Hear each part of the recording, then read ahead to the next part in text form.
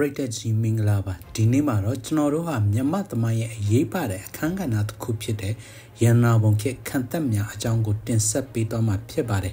Yanabonke, Yamatamima, Pianle Miaza, John Tui Keare, Galata Kupitalo, Nature and Egole, Jinsan Keare, a chain like Piebare. Dilo Chinima, Yama Bieniha, Nanganogo, Kakwepo, Cantatico, a 2 later Tisau Kejavare.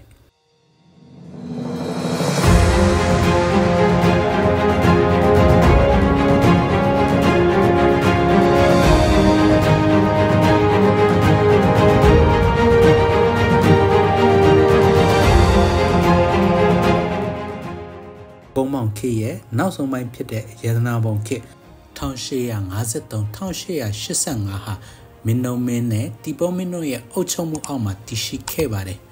Eddie Etchinha, Omyama Nangango, Beauty Sharoga, Think by Tavi Pirata, Minno Meha, a Temyama Nangangule, a ladu a pimium, Majon 3 years ago, a 2 Joban Kebare, Dikalama, Kimi Lenade, Titan Larane, Amia. Yoya Cantatuye, a Kanga Nahale, Pianle Larago, the deep Yumi Lavare. Dajan Kimi see Buharine, Kani de Cantatico, di Saupo, Yeji Lavare. Minomeha, Kimi Nanganoku, di Tampo, the Pupian Pianle Yerigo, a shame a homian Losang Kebare. Lungerigo, Nanga Chapina, then, say Luchin, Lenessa only 2 townchen, which is in a Pianlechin Sare. Pupian Pianle Yama, Yeji de Saban de Kuaro, Cantatu, di Sauchime Pibare.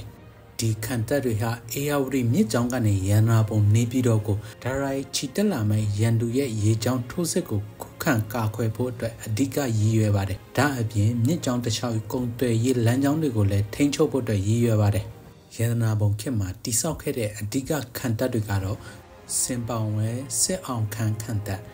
Bando bien Gado, Tupao Gado. Mela Kantane, Guichong Kanta, Enwa, Saint John Kanta, Sagai, Sekan Kanta, the Bieda Cantato by Pibare. A cook Janoroha, di Cantatu Tega, a Choya no Canta Mine, a Yeba Bongo, a Daisy Lila like Gia. The Biedan Canta, the Biedan Canta ha Enwa the Rai, a shipema Tishi Vido, Townshire Kunasel Kunima Satin di Sauke Vido, Townshire Kunaseko Kunima Busy Kebare. Eauri Mijang at thy Santa Lame, Yandurico, Kukampo at the Buha Chacha di South Tarava. Yadanabo Mandalito Mayami Zakine, Enwa Ani, Eauri Mikamboma, the Biedan, Saint John Cantane, a second Cantago, down jet 3 and could need her dine Tishibare. Enwa Pet Gamma Swing, Saint John Canta, Zakain, Pet Gamma Swing, a second Cantane, Mandalay Petjant in the Biedan Cantato Shibare. Game Minji at Uropa Kissing a Yashikere, a Twijong Ingale, Postmo Cantago Namuna U di South Haraja, and now time Nipinarile Bawembare. Yen Cantago, Cantato Gio, me Biketole, the Biedan yo are needing Tishi the Pin, the Biedan Cantahu Pomo Tinshabare. Shuja ye Tangongo, a sweep you yele, Shuja ye Cantalole, Coso Jabadide. The Biedan Cantaga, a she and now be Lea Jonet Town Meow. Be Toyang as a Joshilia Bare. Cantago, a twin sensation, Olamia Pien, the South Tavi, Site Nitaya, Kamiagole, the Canada, a bomb yapian, set the Tabare. Canta a twina, Yashi a kind, Yandine, Yidentico, Bow in the South Tabare. Tatia, England Yama Sibwe, a she winomu, Yena Tengao, Muwe, Yepa Muwe, the domain G Maha Minkao Yazaro, Uzi dem Yama City. Natanjo ha the Biedan Cantama Taswelia, Eauri Mijang thy Santa Lame Yandumia Takayan sounds and Kejavare. Toto, Ingledo ne, Sipi Nyan Josa Atokedo, Ludo Ayashimiaga, Makukan Yahu, a main bait the Pien, Pitisha Tamiaga, the Biedan Candago, Myama Dekare, Townia Laser Con, the Salmon Lapijo Chowye, Townshire Shisanga Kune, Noemala Nasakone. Taucha Nema allergical thing by 9 Kevare. The Biedan Candago Eauri Mikanapu, Eauri Mine, Dotawa Dico Ming and Mine, Sonya Danlesoma, Salo Tatapi, Yanabo Nebidone, Nizon Canta Pibare. A second Canta, a second Cantagolo, Sakaimpa, Gamma di Sautabare. ဒီခန္ဓာကိုအီတလီရေတပ်ကကိုမိုတိုပယ်ရီနဲ့မိုလီနာတို့ရဲ့ကြီးကြပ်မှုနဲ့မြန်မာကျွမ်းကျင်သူတွေကပူးပေါင်းပြီးတိစောက်ခဲ့တာပါအစေခံလို့ခေါ်ရတဲ့အကြောင်းကတော့ဒီနေရာဟာစကိုင်းမြို့ကလေထိုးသားတွေနေထိုင်တဲ့အစေခံအရက်မှာတည်ရှိတာကြောင့်ဖြစ်ပါတယ်အစေခံခန္ဓာရဲ့တိစောက်ပုံကဆက်ဝမ်းချမ်းပုံစံဖြစ်ပြီးမြင်းဖြောင်းဖက်ချမ်းကစကိုင်းမြို့ကိုမျက်နှာမူထားကဆက်ဝမ်းခုံချမ်းဖက်ကတော့အေယာဝတီမြစ်ကိုမျက်နှာမူထားပါတယ်ဒီလိုတိစောက်ထားခြင်းအပြင်မြစ်ကြောင်းကနေခြိတက်လာမဲ့ရန်သူတွေကိုထိရောက်စွာခုခတ်နိုင်မှာဖြစ်ပါတယ်ခန္ဓာရဲ့မျက်နှာစာအရှိလန်းဟာခန္ဓာရဲ့မြေပြင်ထက်9ပေမြင့်တာကြောင့်ခန္ဓာကိုယ်တိုင်ကလမ်းရဲ့အောက်ဘက်မှာရှိနေပါတယ်စကိုင်းမြို့ဘက်ကိုမျက်နှာမူထားတဲ့မြင်းဖြောက်အချမ်းဘက်မှာလည်းအမြင့်10ပေဒု2ပေရှိတဲ့အုတ်တိုင်းတစ်ခုနဲ့ကာယံထားပြီး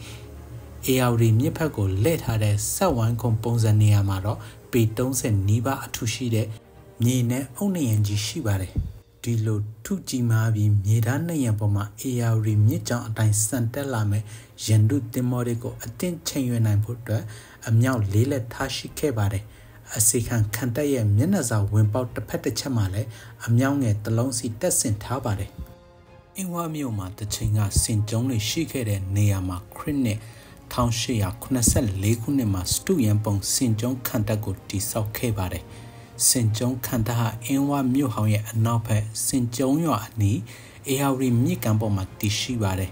စင်ကျုံခန္ဓာကိုအင်းဝမြို့မှာတိဆောက်ထားပြီးအုတ်တိုင်းနဲ့သုံးထပ်ခိုင်ခန့်စွာတိဆောက်ထားတာကိုတွေ့ရပါတယ်။ရေကျုံတွေနဲ့လည်းကာယံထားတာကြောင့်ရန်သူတွေအတွက်ဝင်ရောက်ဖို့အလွန်ခက်ခဲပါတယ်။အုတ်တိုင်းသုံးထပ်နဲ့ဖွဲ့စည်းထားတဲ့စင်ကျုံခန္ဓာရဲ့အပြင်ဘက်တိုင်းဟာ355ပေပတ်လည်ရှိပြီးအလေတိုင်းက293ပေပတ်လည်အတွင်းတိုင်းကတော့ပေ200ပတ်လည်ရှိပါတယ်။ခန္ဓာရဲ့ဝင်ပေါက်အဝမှာ83ပေရှိပြီးတော့4ပေထူတဲ့အုတ်တိုင်းကြီးကိုအရှိမှအနောက်သို့ကာယံထားပြီးအတွင်းတိုင်းရဲ့အပြင်ဘက်ကိုမြေကြီးတွေနဲ့ဖြည့်တင်ကကတုတ်အဖြစ်အကာအကွယ်ပြုလုပ်ထားပါတယ်ခန္ဓာရဲ့မြောက်ပိုင်းမှာရှေ့နောက်တန်းနေတဲ့အခန်းတစ်ခန်းရှိပြီးအပေါ်ထပ်ကိုတဲရောက်နိုင်ဖို့လီကတစ်တွေပြုလုပ်ထားပါတယ်ခန္ဓာအတွင်းပိုင်းမှာသူရဲ့ပြည့်ပေါ်မှာစုံလင်အမြောက်တွေစိန်ပြောင်းနေတနက်တွေထားရှိဖို့အတွက်ဆက်ဝိုင်းပုံအုပ်စီအဝိုင်းပေါက်တွေရှိပါတယ်ခန္ဓာအတွင်းမှာလက်နက်တိုက်နဲ့ရန်တိုက်တွေကိုလည်းတိဆောက်ထားပါတယ်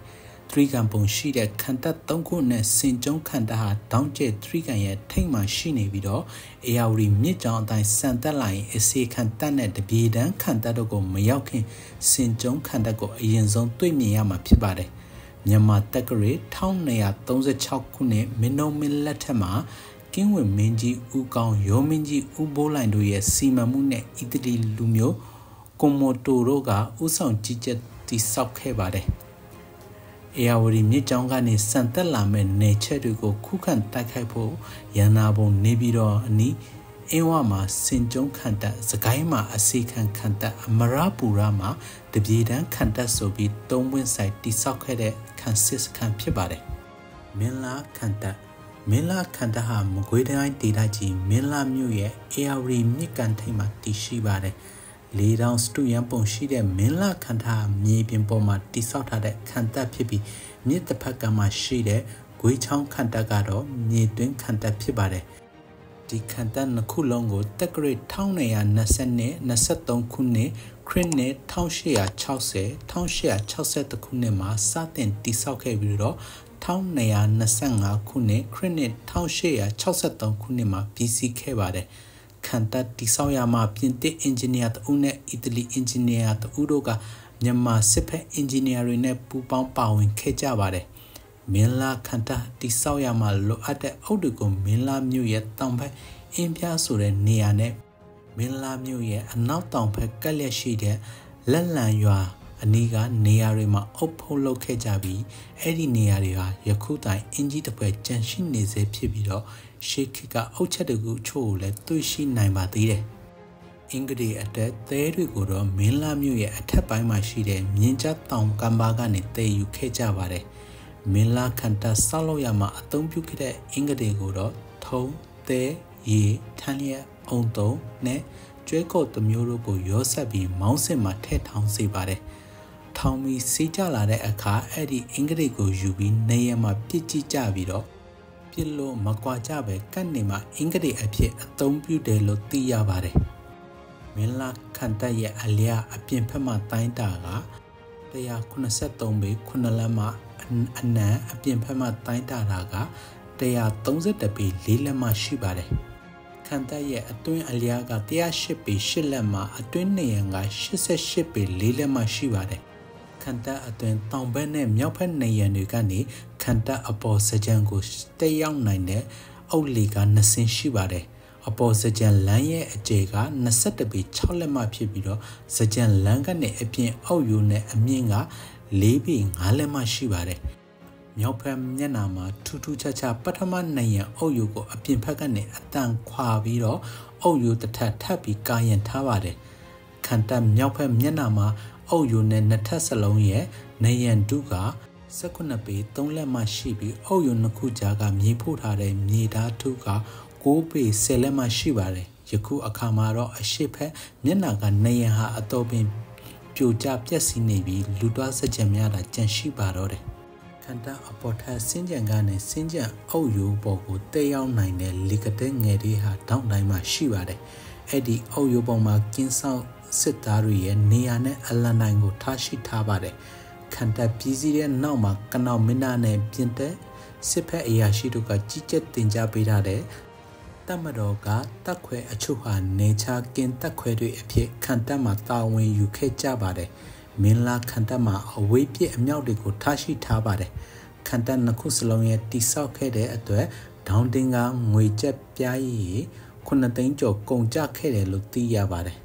1949ခုနှစ်တစောင်းမုံလစဉ်8ရက်နေ့ခရစ်နှစ်1885နိုဝင်ဘာလ15ရက်မှာဗိုလ်ချုပ်ဘရင်ဒါကဦးဆောင်တဲ့အင်္ဂလိပ်တပ်တွေဟာစစ်တင်ဘောတွေနဲ့စင်ပောင်ဝဲမြို့ရဲ့အောက်ဘက်12မိုင်အကွာမှာရှိတဲ့အင်္ဂလိပ်မြန်မာနေချဖြစ်တဲ့တကုံမော်ကြောက်တိုင်ကိုဖျက်ကျော်ပြီးဝင်ရောက်လာပါတယ်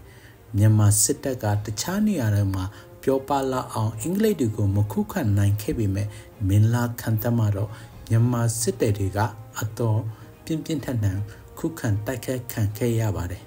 မင်းလာခန္ဓာရဲ့ဓာလွယ်ခုံမြင့်ရဲ့တစ်ဖက်ကမ်းမှာရှိတဲ့ဂွေးချောင်းခန္ဓာကလည်းပူပေါင်းခုခံတိုက်ခိုက်ခဲ့ပါတယ်လွတ်တော်ကအင်္ဂလိပ်ကိုခုခံရင်တပုံလို့တတ်မှတ်တဲ့အမိန့်ကိုပင်ဂရုမစိုက်ပဲပြင်းပြင်းထန်ထန်ဆက်လက်တိုက်ခိုက်ခဲ့တဲ့သူတွေကတော့မြစ်စင်ဝန်ဗိုလ်ချုပ်မင်းကြီးမဟာတမိန်ဘယံမင်းလက်ဝါကြီးမင်းလာခန္ဓာကိုဦးစီးတဲ့လက်ရွေးကြီးလေတင်းဘိုမင်းထင်မင်းလာရဲကောင်တူရိန်နဲ့ဂွေးချောင်းခန္ဓာကိုဦးစီးခဲ့တဲ့ပြည်လုံးအလေတင်းဘိုမင်းကျော်ဒိဋ္ဌိရန်အောင်တို့ဖြစ်ပါတယ်အင်္ဂလိပ်ဘက်ကကြာဆုံးသွားတဲ့စစ်ဗိုလ်တဦးရဲ့ဂူဟာယခုတိုင်မင်းလာမှာရှိနေပါသေးတယ်မင်းလာခန္ဓာကိုအင်္ဂလိပ်တို့က1904ခုနှစ်မှာဈေးအဖြစ်အသုံးပြုခဲ့ပြီး1904ခုနှစ်မှာပဲခန္ဓာရဲ့အပြင်ဘက်မှာဈေးရုံတစ်ခုစောက်လုပ်ခဲ့ပါတယ်။ကွေ့ချောင်းခန္ဓာတုံ့မဟုတ်ဂွေးချောင်းခန္ဓာကွေ့ချောင်းခန္ဓာတုံ့မဟုတ်ဂွေးချောင်းခန္ဓာဟာမကွေးမြို့နယ်မြင်းကွန်းတိုင်းနယ်မှာအေယာဝတီမြစ်ရဲ့လက်ဝဲဖက်ကမ်းမှာတည်ရှိပါတယ်။မင်းလာခန္ဓာနဲ့ဓာလွယ်ခုံအနေထားမှာတည်ရှိပြီးအေယာဝတီမြစ်ကမ်းနဖူးမှာ35ပေအကွာမှာရေမျက်နှာပြင်အထက်ပေ450ခန့်မြင့်တဲ့တောင်ကုန်းပေါ်မှာတည်ဆောက်ထားပါတယ်။ခန္ဓာတည်ရှိတဲ့ကုန်းကိုတက်ကုန်းသို့မဟုတ်ကူလီကုန်းလို့လည်းခေါ်ဆိုကြပါတယ်။ဒေါင်းမန်စတုကန်ပုံကွေ့ချောင်းခန္ဓာဟာမြောက်မှာတောင်တို့အလျား240ပေအနံ155ပေရှိပါတယ်။ဂွေးချောင်းခန္ဓာကိုမင်းတို့မင်းရဲ့ညီတော်ကနောက်မင်းသားရဲ့ကြီးကျယ်စီစဉ်မှုနဲ့ပြင်သစ်နဲ့အီတလီလူမျိုးတွေဖြစ်ကြတဲ့ကိုမိုဟိုပယ်ရီနဲ့မိုရီနာရီတို့နဲ့အတူမြန်မာအင်ဂျင်နီယာတွေပူးပေါင်းပြီးခရစ်နှစ်1860ခုနှစ်မှာတည်ဆောက်ခဲ့ရာခရစ်နှစ်1863ခုနှစ်မှာပြည်စည်းခဲ့ပါတယ်။ခန္ဓာကိုအပိုင်းနှစ်ပိုင်းခွဲထားပြီးမြောက်ဘက်ခြမ်းကိုတတိုင်းနဲ့အလုံးကာရင်ထားပါတယ်။တတိုင်းရဲ့အရှိတ်ဘက်အနောက်ဘက်နဲ့မြောက်ဘက်တို့မှာအသွင်ကနေရန်သူကိုတိုက်ခိုက်နိုင်ဖို့အတွက်တနက်ပြပေါက်တွေစီမံထားရှိပြီးစုစုပေါင်းအပေါက်ရည်အတွက်154ခုရှိပါတယ်။ခန္ဓာရဲ့တောင်ဖက်ပိုင်းမှာတော့အမြောက်တင်အုပ်ရိုးစင်မြင့်အလံနိုင်စိုက်ထူတဲ့စင်မြင့်နဲ့တက်မှုအမိတ်ပေးတဲ့စင်မြင့်တွေရှိပါတယ်။အောက်တဲ့မှာခမ်းမကြီးတစ်ခုရှိပြီးအထက်နဲ့အောက်ကိုအုတ်လီကတစ်တစ်ခုစီနဲ့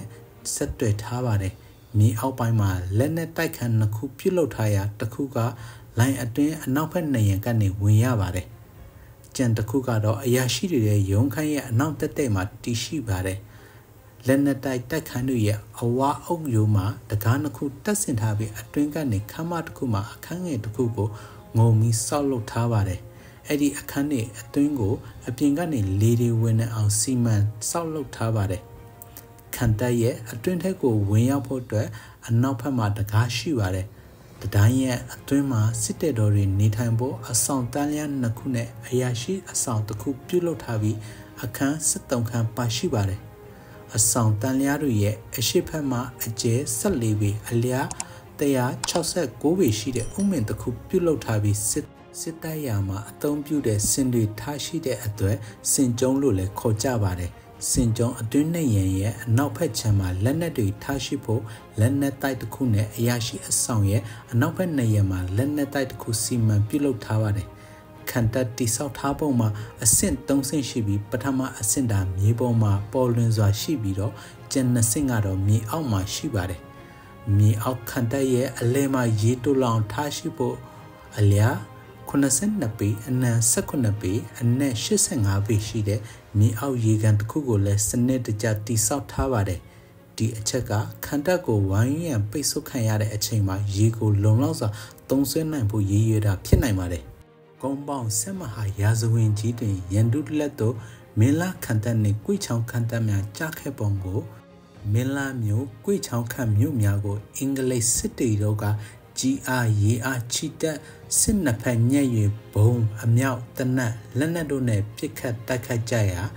ပြည်လုံးအပ်လေသင်းဘူရွေးကြီးလေသင်းဘူတို့ကလည်းအမြောက်တနက်လက်နက်များနဲ့မီးပေါက်မိုးရွာတကယ်တော့ခုခံပစ်ခတ်တိုက်ခိုက်ကြသဖြင့်အင်္ဂလိပ်ကြီးချောင်းတပ်များမတက်နိုင်ပဲတန့်နေပြီးနောက်အထီးအခိုက်အရှအနခံ၍မျိုးချေကြောက်ချင်းကလာရီတွင်စစ်တဲဘူချီအင်အားချင်းမမျှသောကြောင့်မြန်မာရဲမက်တော်လူ900အမြောက်လုံးကြီး35နှစ်တကွမင်းလာခန့်မြို့ကိုအင်္ဂလိပ်စစ်ဗိုလ်ကြီးကရလေသည့်အပြင်ကွေချောင်းခန့်မြို့ကိုလည်းအင်္ဂလိပ်စစ်တဲတို့ကရလေ၏ဟုရေးသားမှတ်တမ်းတင်ခဲ့ပါတယ်ဒုတိယအင်္ဂလိပ်မြန်မာစစ်ပွဲပြီးဆုံးပြီးနောက်မြန်မာတို့သည်အထက်မြန်မာနိုင်ငံလုံခြုံရေးကိုအထူးဂရုစိုက်ခဲ့ရာရန်သူများရေကြောင်းမှအလွယ်တကူဝင်ရောက်မလာနိုင်ရဲ့အချက်အချာကျသောနေရာများတွင်ခံတပ်ကြီးများကိုတိစောက်ခဲ့ကြပါတယ်ခံတပ်များကိုအေယာဝတီမြစ်ကြောင်းမှရတနာဘုံနေပြည်တော်ကိုစံတက်လာမဲ့နေချက်ရန်ကိုတိုက်ခတ်ရေးရန်ဆောက်လုပ်ခဲ့ပါတယ်ရတနာဘုံခေတ်မှာမိမိတို့ရဲ့နိုင်ငံကိုကျူးကျော်သူများကိုကာကွယ်မှုပြုခဲ့တဲ့အခြေစိုက်ခံတပ်များသည်မြန်မာတို့ရဲ့မျိုးချစ်စိတ်ဓာတ်နဲ့သူ့ကြုံမခံလို့မှုတို့ကိုတက်တည်ဖုံညွှန်းလျက်ရှိပါတယ်ဒီခံတပ်တွေဟာမြမသမိုင်းမှာအရေးပါတဲ့အခန်းကဏ္ဍနဲ့ပါဝင်ခဲ့ပြီးမြန်မာတို့ရဲ့မျိုးချစ်စိတ်ဓာတ်တွေလွတ်လပ်ရေးကိုတန်ဖိုးထားမှုနဲ့နေချက်အန္တရာယ်ကိုရဲရဲဝံ့ဝံ့ခုခံကာကွယ်မှုတွေကိုတက်တည်ပြနေပါတယ်ခံတပ်တွေဟာခေတ်အဆက်ဆက်ပြောင်းလဲလာခဲ့တဲ့စစ်ရေးဗျူဟာတွေရဲ့တက်တဲ့အဖြစ်လည်းတည်ရှိနေသေးပါယနေ့အချိန်ခါမှာတော့ဒီခံတပ်တွေဟာတမိုင်းအမွေနဲ့အဖြစ်ကြံရှိနေပြီးလေးလာသူတွေခီးသွားဧည့်သည်တွေအတွက်စိတ်ဝင်စားဖွယ်နေရာတွေဖြစ်လာပါတယ်ဒီခံတပ်တွေကိုထိမ့်သိမ်းစောင့်ရှောက်ခြင်းအပြင်ကျွန်တော်တို့ရဲ့တမိုင်းအမွေနစ်ကိုနောင်လာနောက်သားတွေအတွက်လက်ဆင့်ကမ်းပေးနိုင်မှာဖြစ်ပါတယ်ပရိသတ်ကြီးကလည်းဒီဗီဒီယိုကိုကြိုက်နေတဲ့မယ်လို့မျှော်လင့်ပါတယ်ဒီလိုစိတ်ဝင်စားစရာကောင်းတဲ့သမိုင်းအကြောင်းအရာတွေဘ ഹു တုတရစရာအကြောင်းအရာတွေကိုဆက်လက်တင်ဆက်ပေးသွားမှာမလို့ကျွန်တော်တို့ရဲ့ channel ကို subscribe လုပ်တာပေးဖို့ဖိတ်ခေါ်ပါတယ်အားလုံးကိုကျေးဇူးတင်ရှိပါတယ်